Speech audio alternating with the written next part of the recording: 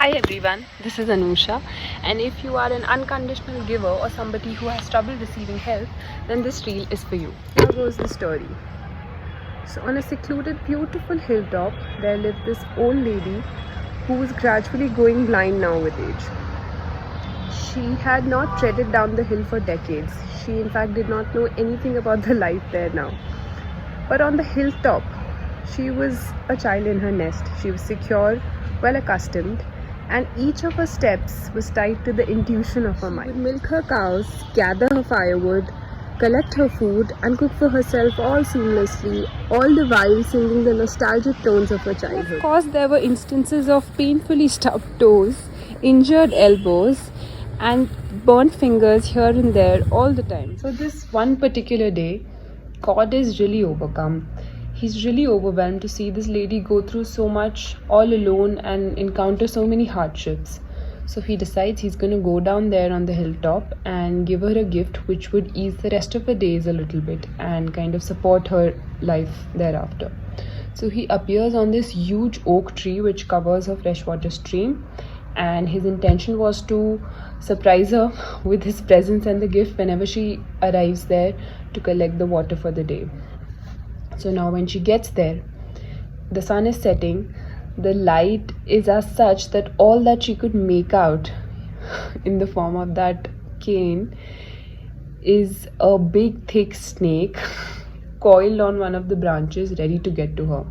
So from whatever instincts, whatever survival instinct she's developed because of her blindness, she just whacks it hard, and it hits with such a gush, with such a force that down goes, because he's unprepared. God is also not prepared for that kind of a reaction from that lady. He was probably thinking she's going to be all gala about it, but down goes God with the wand. And only an eternal giver like God could take such beatings and still have the heart to show up, to go out there and help the world rise. In the case of you and me, we just keep draining our energy, we just keep draining our intentions and end up feeling even more heartless. We end up losing faith and trust in the world. I'm here to tell you that there are more effective ways of helping the people that you love, rather than being the lone helicopter who's everywhere cleaning up everyone's messes, and being the heavy lifter rather than uplifting the person who needs help. I mean, what's the whole point of help if it's not to empower or uplift the other person that you intend to help on, right? How can you do that?